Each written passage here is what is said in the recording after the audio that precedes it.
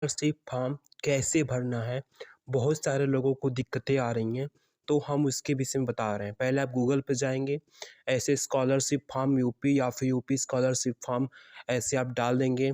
फिर यहाँ पर आपका एक यहाँ पे ऐसे लिंक खुल जाएगा, स्कॉलरशिप उत्तर प्रदेश करके, आप इसको देख लीजिए कि क्या इसका यूआरएल है, क्योंकि बहुत सारे फर्जी यूआरएल भी घूमते रहते हैं सरकारी चीज़ों का, और स्कैम वगैरह के बारे में तो आपको मालूम ही होगा। तो यहाँ पर आपका छात्रवृत्ति का, जिसको हिंदी में छात्रवृत्ति बोलते हैं, उसका आपको ऑनलाइन पोर्टल खुल जाएगा। ये पोर्टल बहुत धीरे चल रहा है, कितना भी अच्छा नेट हो, कितना भी कुछ भी हो, बहुत धीरे चल रहा है। फिर यहाँ पर आप स्टूडेंट पे जाएंगे, फिर यहाँ पर आपको रजिस्ट्रेशन पे जाना है, रजिस्ट्रेशन पे आप क्लिक कर देंगे। फिर यहाँ पर देखिए 3 तरीके के ऑप्शन दिया है फ्रेश वालों के लिए। समाज कल्याण विभाग Uttar Pradesh for ST SC general category, यहाँ पर भी पहला दूसरा तीसरा 4 ऑप्शन है। पहला ऑप्शन है क्लास 9-10 वालों के लिए, दूसरा ऑप्शन है 12th वालों के लिए, तीसरा ऑप्शन आपका है वह 12th के बाद वालों के लिए है। चौथा ऑप्शन वैसे स्टूडेंट्स के लिए है जो कि उत्तर प्रदेश से बिलोंग करते हैं लेकिन पढ़ते किसी दूसरे राज्य में हैं।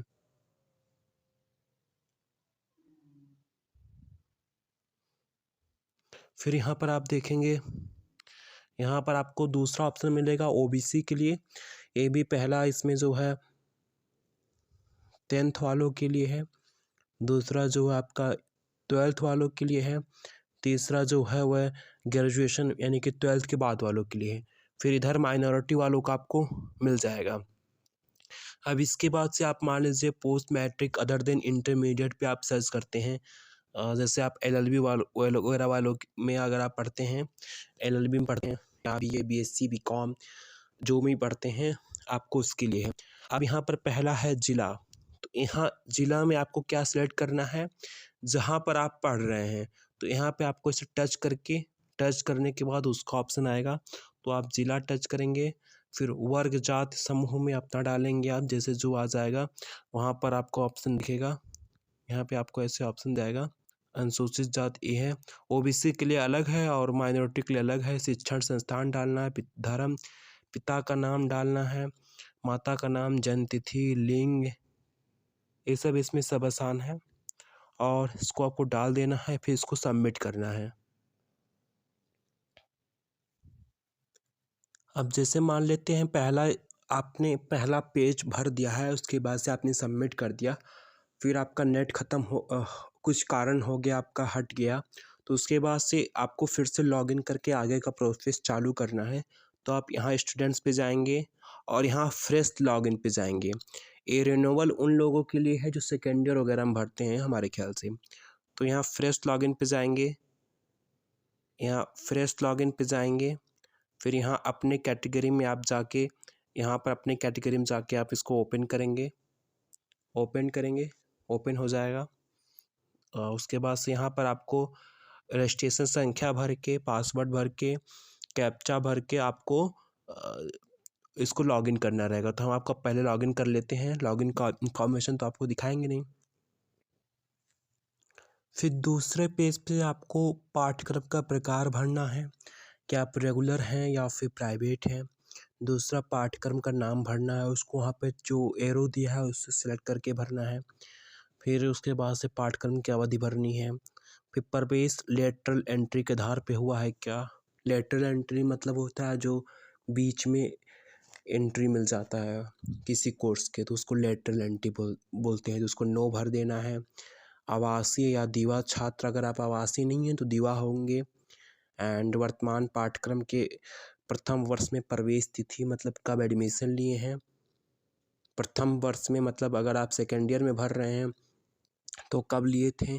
दूसरा आपको भरना है कि आप जो सेमेस्टर में भर रहे हैं उसमें एडमिशन कब लिए हैं। तो इसमें कुछ ऐसा टेक्निकल नहीं है जो आपको ना आए, सब कुछ आसान है, भर देना है। एंड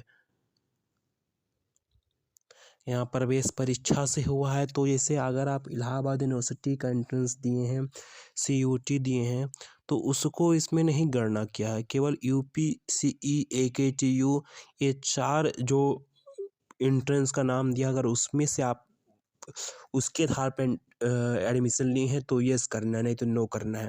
उसके बाद से हाई स्कूल, इंटरमीडिएट और स्नातक का अपना उसको चीज़ें भर देनी हैं। उसके बाद से आपको यहाँ पे निजी जानकारी देने को बोलेगा। निजी जानकारी आपको देना होगा। निजी जानकारी में आपको एड्रेस देना होगा और राशन कार्ड, परिवार आईडी संख्या देना होगा अगर आपको मालूम है तो। नहीं मालूम है तो आप छोड़ सकते हैं। जिस कॉलम के आगे स्टार लगा हुआ है वो कंपलसरी है, जिसमें स्टार नहीं लगा है वो कंपलसरी नहीं है, उसको आप छोड़ सकते हैं। उसके बाद से आपको बैंक की जानकारी भर देनी है, वो भी एकदम आसान है। और ये जो लोग अफवाह फैला रहे थे कि बैंक वहीं पे होना चाहिए जहां आप पढ़ रहे हैं, तो ऐसा कुछ नहीं है। आपका बैंक अकाउंट कहीं का भी है, पूरे यूपी में कहीं का भी है तो वे माना जाएगा यूपी में ही। और यूपी के बाहर मतलब बिहार, मध्य प्रदेश और दूसरे राज्यों के लोगों को भरने का इसमें कोई ऑप्शन नहीं है।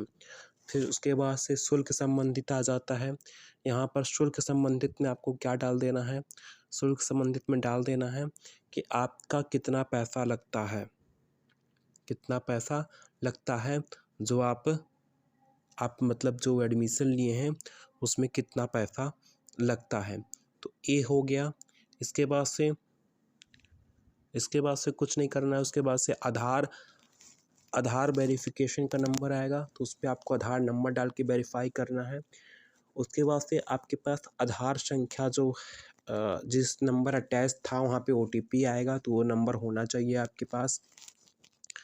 फिर उसके बाद से आपको यहाँ पर अपना फ़ोटो भी अपलोड करने का ऑप्शन आएगा। यहाँ डैशबोर्ड में देखिए तो यहाँ आपको फ़ोटो प्रपत्र अपलोड करने का ऑप्शन आएगा, फ़ोटो अपलोड करना होगा और आपको इनकम सर्टिफिकेट अपलोड करना है। उसके बाद से एप्लीकेशन लॉक कर देना है अच्छे से देख दाख के। और अगर आपको अभी उसके बाद से इसको निकाल के इसकी हार्ड कॉपी आपको अपनी कॉलेज, यूनिवर्सिटी में जमा करना है। अगर आपको इसके अलावा अगर आपको यूपी स्कॉलरशिप फॉर्म से संबंधित कोई भी दिक्कत, कोई भी परेशानी है तो आप हमसे संपर्क कर सकते हैं। आप हमसे इंस्टाग्राम पर संपर्क कर सकते हैं, टेलीग्राम पर संपर्क कर सकते हैं, आप कमेंट बॉक्स में पूछ सकते हैं। और अधिक जानकारी के लिए आप भारतेंदु विमल दुबे को गूगल पे सर्च कीजिए, आपको और जानकारी हमारे बारे में मिल जाएगा। आप हमसे कनेक्ट हो सकते हैं, हमारे ब्लॉग्स को पढ़ सकते हैं, हमारे दूसरे चैनल की वीडियोस देख सकते हैं। सब कुछ आपको डिस्क्रिप्शन में सारा लिंक आपको मिल जाएगा। Thank you so much, bye bye.